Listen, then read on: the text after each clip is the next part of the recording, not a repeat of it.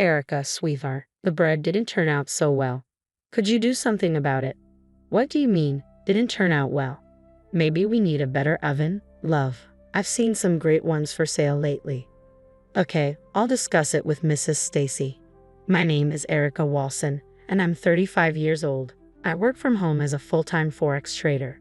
I met my husband, Ethan, who's 2 years older than me, at our previous job. We were both employed at a small mail order business. Ethan in the pet food department and I in customer service for the cosmetic department. The job was challenging, often requiring us to stay late and catch the last train home. However, we always looked forward to our weekly drinks with the same group of coworkers after those long nights. Back then, we worked overtime day after day, finding little joy in life. Despite earning decent money, we had no time to spend it, and our only solace was our nightly drinking sessions. It was during these gatherings that my husband, who was part of our group, and I started dating. We got married 3 years ago. After we got married, I quit my job and stayed home for a while. During this time, I discovered Forex trading. I immersed myself in learning, buying several books, and gathering a wealth of information online. It was a challenging journey to become a Forex trader. I invested in a computer for trading, opened a trading account, and dedicated several months to studying Forex, practicing with demo trades, and trading small amounts of money. Eventually, I developed my own style and began earning consistently. However, my in-laws who live with us don't understand my job at all.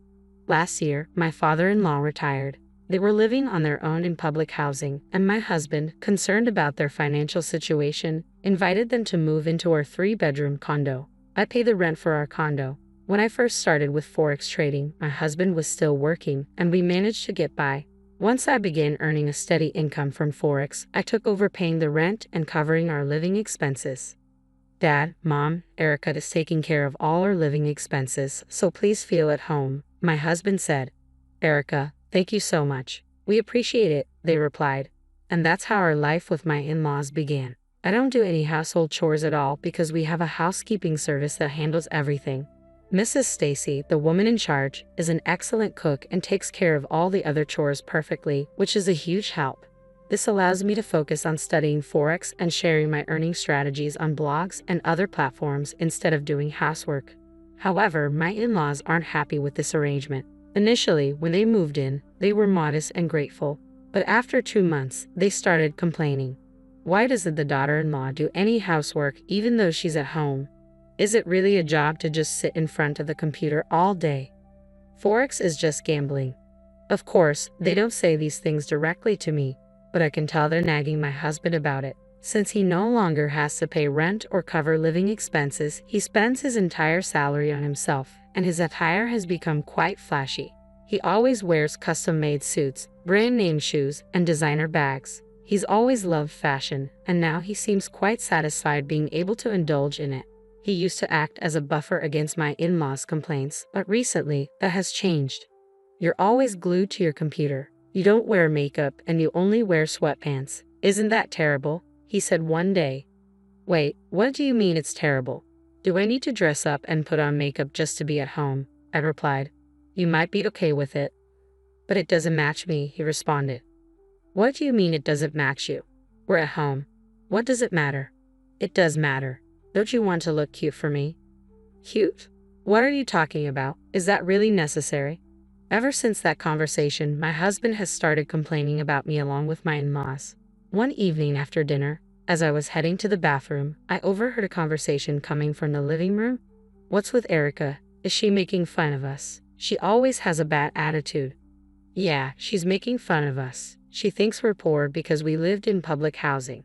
That's right, I feel the same way. She doesn't do anything around the house because she wants to act like she's above it all. Anyone can do Forex. Erica studied a little bit and started making $20,000 a month. I can do it too. That's right, you can do it too. She's making money from gambling that anyone can do, yet she's acting all high and mighty. I don't like it, and she's not even cute. I always wonder who she thinks she is. Even though I work from home, I always had breakfast with my husband before he left for work. He still works at the same company we used to work at, so he comes home late. We both cherished our breakfast time together as our time, but he started avoiding it, saying, I'll eat breakfast on the way. I'm good leaving without eating. My mother-in-law sneered at my husband's behavior. Yeah, Ethan must be getting tired of a woman who doesn't fulfill her duties as a wife. It's only natural. Duties of the wife. Isn't it enough that Mrs. Stacy is managing all the household chores flawlessly? Talking about traditional wife duties seems outdated. Outdated. We hold on to old-fashioned customs. I received plenty of scolding from my mother-in-law too. What do you mean by scolded? As long as the housework is taken care of, isn't that sufficient? I'm the one covering the expenses. Expenses? Do you think I'll stay silent if you bring up money for a few living expenses? My mother-in-law, who had been living without the burden of covering living expenses, seemed to be using money to socialize with others her age in our apartment building. I noticed her purchasing and flaunting expensive brand name bags multiple times. Similarly, my father-in-law was investing his entire pension into his golf hobby. I even spotted a new set of golf clubs in our hallway. Meanwhile, I was the one footing the bill for rent and all other living expenses. I couldn't fathom what these people were up to. With my in-laws having nowhere else to go, I had no choice but to endure it. About a month after Aiken stopped having breakfast with me, his business trips became more frequent. He claimed to be involved in a new business venture, considering importing LEDs from Korea, which led to a significant increase in his trips there. He mentioned another trip scheduled for the upcoming weekend. During one of Ethan's absences, I decided to have lunch with my friend Lily at a nice Italian restaurant we had previously visited with Ethan. However, to my surprise, I spotted him there, despite supposedly being on a business trip to Korea. Lily and I were enjoying our wine when she pointed him out, saying, "Isn't that Ethan?" I turned to see Ethan leaving the restaurant with another woman. That can't be him, can it? He's supposed to be in Korea? I muttered, bewildered. Lily tried to dismiss it, but it was undoubtedly Ethan. He appeared to be spending the weekend with another woman while claiming to be on a business trip. The woman was petite and exuded a youthful charm. She seemed to be in her early 20s, much younger than Ethan, who is 37. I recalled Ethan asking me, "Don't you want to look cute for me?" It became evident that Ethan was being unfaithful, so I decided to hire a private detective to investigate him on Monday. Additionally, I noticed an increasing number of packages addressed to my mother-in-law being delivered. "Are you buying more things, Mother?" I asked. "Do I need your permission?" she retorted. "No, that's not what I meant." It appeared that my mother-in-law had developed a penchant for online shopping, indulging in more brand name bags and accessories. With the proliferation of counterfeit products online, I wondered if she was aware of the risks. Sure enough, one day while Ethan was at work and I was in my room working, she approached me and said, "I need your opinion on something." "What is it?" I asked. "Come with me," she urged. In the living room, she had opened a package. I purchased 5 bags because they were on sale, but they appeared to be counterfeit. "You have to be cautious when shopping online, especially for branded items," I advised. Upon inspection, it was clear that the items were indeed counterfeit. I couldn't help but wonder how much she had spent on these knockoffs. "What should I do about this?" she asked me.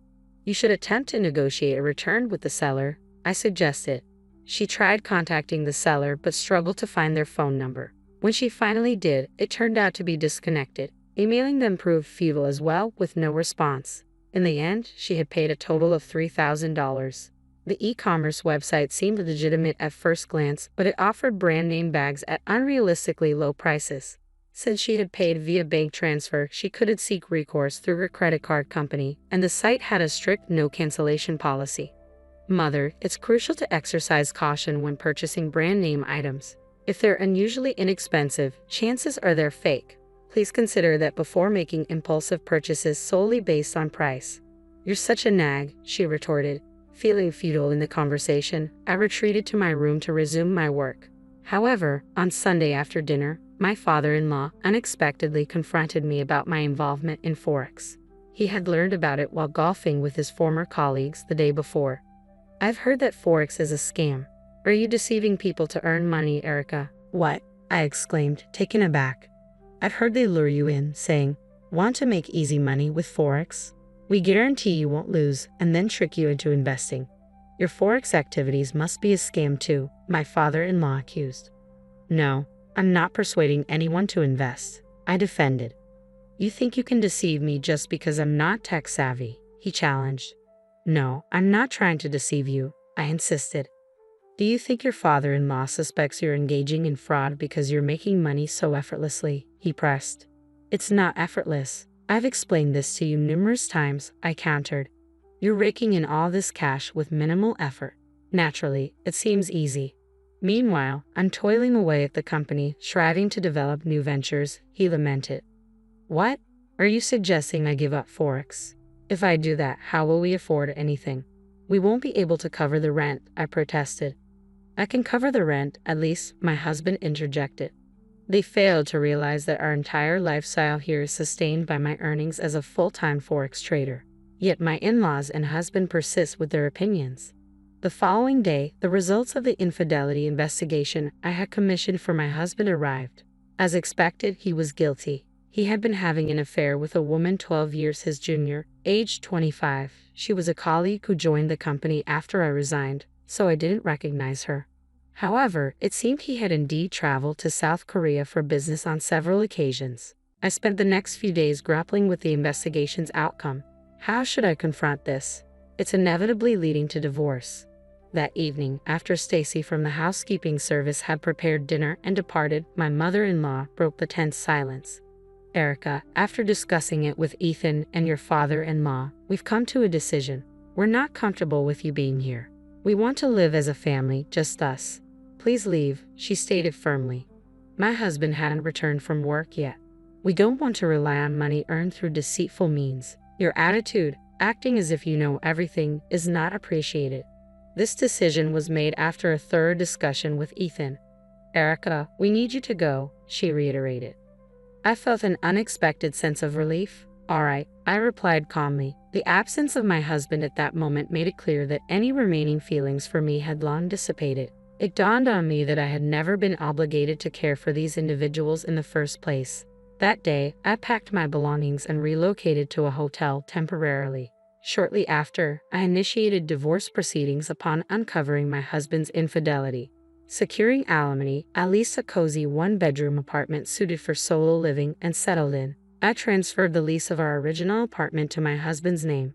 About 4 months later, I received a message from my ex-husband. He expressed a desire to discuss something important and requested to visit my new apartment. When he arrived, to my apprehension, he was accompanied by my former in-laws. Erica, I'm sorry. Please come back and live with us, he pleaded. Suddenly, my ex-husband broke into tears. What's wrong? What's happened? I asked, concerned. Without looking up, he choked out, we can't afford the $4,000 rent, and we're facing eviction. We have nowhere else to turn. Erica, please, we need your help. What happened exactly?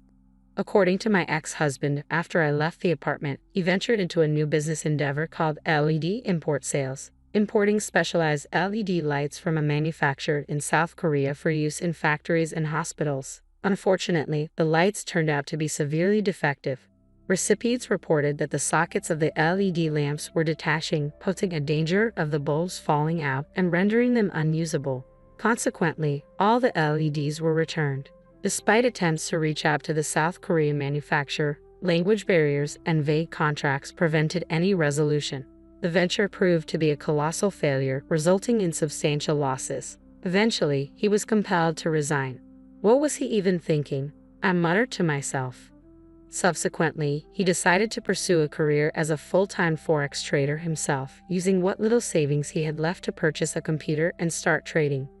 However, lacking proper education and experience, he made a significant trade that ended in disaster, swiftly depleting his savings. Meanwhile, my ex-father-in-law attempted to invest his remaining savings in the stock market to augment his funds. Unfortunately, due to poor timing, his efforts ended in failure.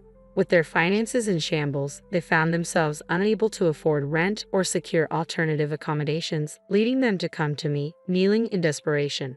But we're already divorced, aren't we? I reminded them. Yes, we are. But please, we need your help.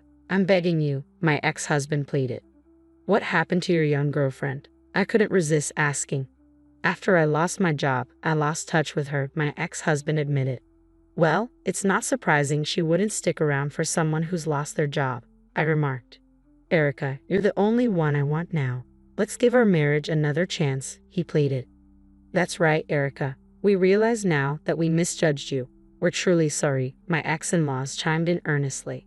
Erica, I owe you an apology too. I misunderstood Forex trading and wrongly accused you of wrongdoing.